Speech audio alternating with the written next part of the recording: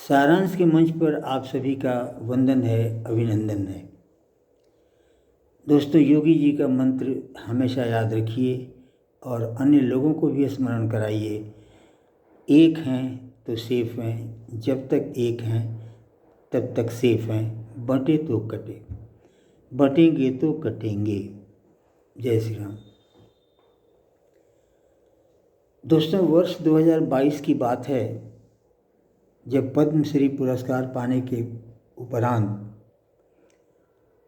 सिने अभिनेत्री कंगना रनौत किसी चैनल को एक इंटरव्यू दे रही थी। उसके दरमियान कहा था, हमारा देश 15 अगस्त 1947 को आज़ाद थोड़ी ही हुआ है। उस दिन तो जो कुछ मिला वो भीख था, एक भिक्षा थी। हमारा देश आज़ाद हुआ है 26 मई 2014 को। दोस्तों, मैं कंगना रनौत से इत्तेफाक रखता हूँ और बल्कि इतिहास के घटनाक्रम भी उनके इस कथन से इत्तेफाक रखते हैं। अभी जनवरी महीने में कहीं किसी संबोधन में आरएसएस प्रमुख ने कहा कि अगस्त 1947 में हमें आज़ादी नहीं मिली थी, इस देश को आज़ादी नहीं मिली थी। इस देश को आज़ादी तब मिली जब अयोध्या में मंदिर का निर्माण हो गया और श्री राम लला की प्राण प्रतिष्ठा हुई थी। उस दिन यानी पौष मास का शुक्ल पक्ष, पौष मास का शुक्ल पक्ष का द्वादशी तिथि के दिन भारत को स्वतंत्रता मिली। और इसीलिए उन्होंने कहा कि इसलिए हम अब से इस द्वादशी को प्रतिष्ठा द्वादशी के रूप में जानेंगे। और ऐतिहासिक तथ्य मैं आपको बताता हूँ, इसमें 2 लाइनें बतानी ज़रूरी है। पहली ये कि अहिंसक सत्याग्रह का परिणाम हुआ कि भारत को आज़ादी मिली, ये इतिहास का सबसे बड़ा झूठ है। तथा यह कथन कि 15 अगस्त 1947 को भारत को आज़ादी मिली, ये स्वतंत्रता इतिहास, भारत के स्वतंत्रता संग्राम का इतिहास का सबसे बड़ा झूठ है। 15 अगस्त 1947 को डोमिनियन स्टेटस मिला था। आज़ादी अलग चीज़ होती है। और लेकिन कांग्रेस के लोगों ने झूठ कहा था पूरे देश को कि आज से तुम आज़ाद हो। ऐतिहासिक तथ्य आपको बताएंगे कि इन लोगों ने झूठ कहा था। अब आइए, मैंने जैसा कहा कि मैं कंगना रनौत जी की बात से इत्तेफाक रखता हूँ, तो उनकी बात से इत्तेफाक रखते हुए भी, या मैं पहले से भी सोचता था कि इस देश को गुलामी के 3 अध्याय हैं। एक इस्लामिक गुलामी, दूसरी ब्रिटिश हुकूमत की गुलामी और तीसरी सेकुलर ताकतों की गुलामी। इस सेकुलर ताकतों की गुलामी हम 15 अगस्त 1947 से लेकर 26 मई 2014 तक रहे। यहाँ दोस्तों एक सवाल ये है कि 15 अगस्त 1947 को जब पाकिस्तान अलग हो चुका था, उस दिन भारत की बहुसंख्यक आबादी हिंदू थी। वो धर्मनिरपेक्ष नहीं थे। 92% of the population of India on that day was Hindu. बल्कि उन्हें धर्मनिरपेक्ष करना या धर्म विहीन करना उनके लिए एक बहुत बड़ी गाली होती थी। लेकिन इसके बावजूद भी यह देश धर्मनिरपेक्ष कैसे हो गया? यहाँ पर मैं आपको एक उदाहरण बताना चाहता हूँ। पंडित जवाहरलाल नेहरू ने, जिनका पंडित होना ही विवादास्पद है, तथापि पंडित जवाहरलाल नेहरू ने अमेरिका के राजदूत को कहा था, probably I am the last British to rule over India. मैं संभवतः आखिरी अंग्रेज हूँ जो हिंदुस्तान पर शासन करूँगा। तो ये जो आखिरी अंग्रेज था, इस अंग्रेज ने इस देश के ऊपर धर्मनिरपेक्षता थोप दी और डिक्लेयर कर दिया कि यह देश धर्मनिरपेक्ष है। ऐसा इसलिए कि वो नहीं चाहते थे कि हिंदू धर्म या इसकी सभ्यता संस्कृति का विकास हो सके, जबकि आज़ादी का अर्थ होता है कि अपने हिंदुत्व का, सभ्यता संस्कृति का विकास किया जाए ताकि देश में समृद्धि आ सके। लेकिन वो नहीं चाहते थे और उनका शौक़ था साम्यवाद। इसलिए उन्हें उस देश को, जिसके ऊपर वो शासन कर रहे थे, जिस देश पर उनको शासन करना था, उसे उन्होंने धर्मनिरपेक्ष डिक्लेयर कर दिया। प्लस अपने कुछ साम्यवादी दोस्तों की खुशी के लिए भी इस देश का नाम, इस देश के ऊपर धर्मनिरपेक्षता का लेबल लगा दिया कि ये देश धर्मनिरपेक्ष है। लेकिन इस धर्मनिरपेक्षता का मतलब उनके लिए होता था शुद्ध रूप से हिंदू विरोधी। दोस्तों, आज आप भारत को देखें तो हर किसी की अपनी एक पहचान है। सिख की पहचान अलग है, मुसलमान की पहचान अलग है, ईसाई की पहचान अलग है, सबकी एक पहचान है। आपकी पहचान नहीं है। क्यों? हमारा आपका नकारात्मक पहचान हो गया, यानी जिसकी कोई पहचान नहीं वो हिंदू है। ऐसा क्यों हो गया?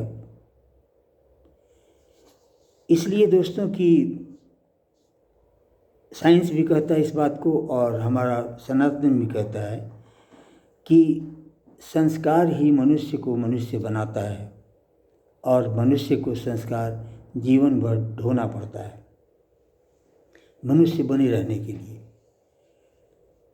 ये संस्कार कहाँ से आते हैं? तो Macaulay system of education develop किया गया था ब्रिटिश हुकूमत के दौरान, यहाँ के लोगों को गुलाम बनाए रखने के लिए। और जैसे ही मैकाले की एजुकेशन सिस्टम लागू हुआ, उस दिन सारे ये गुरुकुल ध्वस्त कर दिए गए। मिशनरीज को कुछ नहीं किया गया, मदरसों को कुछ नहीं किया गया, लेकिन गुरुकुल को तोड़ दिया गया, ध्वस्त कर दिया गया, ताकि हिंदुओं को अपना आध्यात्मिक सांस्कृतिक पोषण ना मिल सके। डिप्राइव्ड बेबी प्रोड्यूस करना था ताकि वो अपना मानव संसाधन बना सके, तथा इस देश में दूसरी जो ताकतें हैं उनको तुलनात्मक रूप से आगे बढ़ने का मार्ग प्रशस्त हो।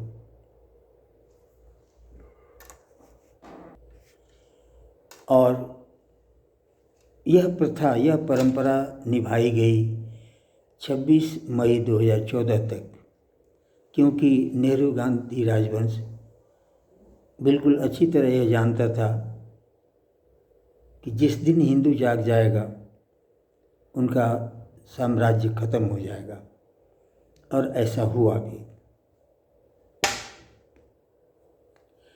अब एक मुख्य बात जो यहाँ से शुरू होती मैं कहना चाहता हूँ, बल्कि अभी वर्तमान साहित्य में भी है, कि भारत में दो प्रकार का राष्ट्रवाद है, भारतीय राष्ट्रवाद और हिंदू राष्ट्रवाद। मैं यहाँ कहना चाहता हूँ कि हिंदू राष्ट्रवाद का तो कोई अर्थ ही नहीं होता, क्योंकि जो हिंदू है वो राष्ट्रवादी होगा ही। क्यों? कारण है उसके हजारों लाखों वर्षों के पुरखों की धरती है ये, यही उसकी जन्मभूमि है, यही उसकी मातृभूमि है, यही उसकी कर्मभूमि है, यही उसकी पुण्यभूमि है। इसलिए हिंदू और राष्ट्रवादी दोनों शब्द कहने का कोई मतलब नहीं होता। दूसरी तरफ भारतीय राष्ट्रवाद जिसे कहा जाता है, जो गैर हिंदू लोगों में पाया जाता है।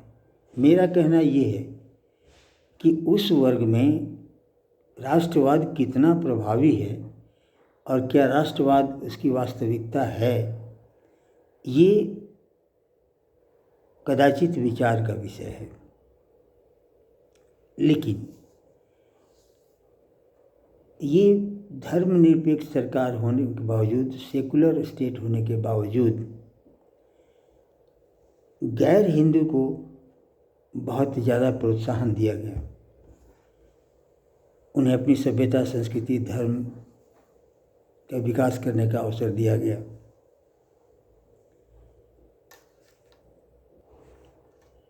बल्कि हमारा संविधान भी कुछ हद तक पेचीदा इसी कारण से हो गया है कि एक तरफ तो सबसे बड़ी बात, जो सबसे बड़ा भूल है, वो हमारे संविधान का पहला अनुच्छेद, पहला आर्टिकल, जो कहता है कि India that is Bharat is a union of states.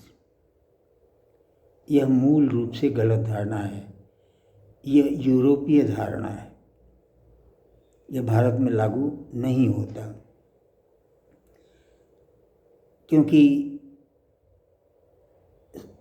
भाषा अलग है, पहनावा अलग है, खान पान भी कदाचित अलग है, और हिंदुस्तान को टुकड़े टुकड़े में देख करके आप भले ही खुश हो लें, लेकिन एक चीज़ है जो इतने दिनों तक गुलामी के बावजूद इस देश को एक सूत्र में बांधे रहा, और इतनी विभिन्नताओं के बावजूद इस देश को एक सूत्र में बांधता है, वो है इसकी सभ्यता, संस्कृति और धर्म। हिंदू धर्म यहाँ से वहाँ तक है, भाषा और बोली उसकी कुछ भी हो, ये समानता है। और भाषा की जहाँ तक रही बात, कोई भी स्थान हो, किसी भी भाषा में हो, वेद की ऋचाओं का पाठ एक ही भाषा में होता है और एक ही धुन में होता है। सुनने में आपको बिल्कुल एक प्रकार का लगेगा, चाहे वो हिमाचल प्रदेश में गायन हो या तमिलनाडु के किसी ज़िले में, बिल्कुल एक रहेगा। इसलिए भारत एक है। लेकिन ये जो गैर हिंदू राष्ट्रवादी हैं, ये इसे तोड़ने के प्रयास में लगे हुए हैं। इसके टुकड़े टुकड़े करके देखने की जिद बनी हुई है इनकी। और अगर नहीं है तो एक बात सब किसी के सोचने का है कि हिंदू धर्म में किसी भी मूर्ति पूजा का विसर्जन हो रहा हो, उस पर हिंसा जरूर होती है। कोई भी शोभा यात्रा हो, उस पर पत्थर जरूर चलते हैं, गोलियां जरूर चलती हैं, ये निश्चित है। ऐसा क्यों होता है? लिव इन रिलेशनशिप इंडिया में क्यों शुरू हुआ और धोखा दे करके, नाम बदल करके जितनी भी शादियां होती हैं, वो सभी लड़कियां हिंदू ही क्यों होती हैं? क्योंकि इस देश में हिंदू टारगेट किए जा रहे हैं और इस संस्कृति को मिटाने के लिए एक अंतर्राष्ट्रीय प्रयास भी बहुत जोरों का है, जिसे यूएसएड के नाम से जाना जाता था, डीप स्टेट के नाम से जाना जाता था। यह पूरा का पूरा यूएसएड एंटी नेशनल एलिमेंट्स को फंडिंग करने के लिए, उनको जिंदा रखने के लिए, उनको शक्ति देने के लिए यह यूएसएड बना था। खुशी की बात है कि डोनाल्ड ट्रंप के आने के बाद वो सारा यूएसएड बैन कर दिया गया है, at least for 3 months and subject to further notification. इससे ये लोग सारे के सारे बेचैन हैं, बेचैन हैं, व्यग्र हैं। जहाँ कहीं भी इस देश में हिंदू समागम होता है, जैसे अब भगवान राम का मंदिर बनना था तो खबरें आती थी यहाँ से वहाँ से कि इस पर बहुत खतरा है, लेकिन कोई एक परिंदा भी नहीं पर मार सका। अभी जो महाकुंभ चल रहा है उसके जन सैलाब को देखकर और हिंदुओं की एकता को देखकर ये लोग बेचैन हैं, हैरान हैं, परेशान हैं। अंततः दोस्तों, ध्यान ये रहे कि हर वक्त वही मंत्र, एक हैं तो सेफ हैं, बटेंगे तो कटेंगे। और दोस्तों, 2 ही बात है अंततः मैं कहना चाहूँगा, जो एक ही, जब तक देश है तभी तक हमारा आपका अस्तित्व है, और जब तक ये धर्म और संस्कृति है सनातन, तभी तक हमारा आपका अस्तित्व है, या बल्कि यहाँ के किसी का भी अस्तित्व है। ये देश है, सनातन है तो संसद है, सनातन है तो उच्चतम न्यायालय है, सनातन है तो यहाँ की सारी व्यवस्था है। इसलिए इसकी रक्षा करना हर सनातनी का धर्म है, तथा इस राज्य का, इस गवर्नमेंट का, यहाँ की ये जो पावर है, सेंट्रलाइज्ड पावर, उसका यह कर्तव्य है कि इस देश की हित की रक्षा की जाए। बहरहाल अब अपना वीडियो हम यहीं समाप्त करते हैं। यहाँ तक आपने साथ दिया, इसके आभार। निवेदन है कि इस वीडियो को लाइक और शेयर ज़रूर करें तथा चैनल को सब्सक्राइब भी कर लें। फिर मिलेंगे किसी दूसरे टॉपिक पर, तब तक के लिए धन्यवाद, नमस्कार, प्रणाम।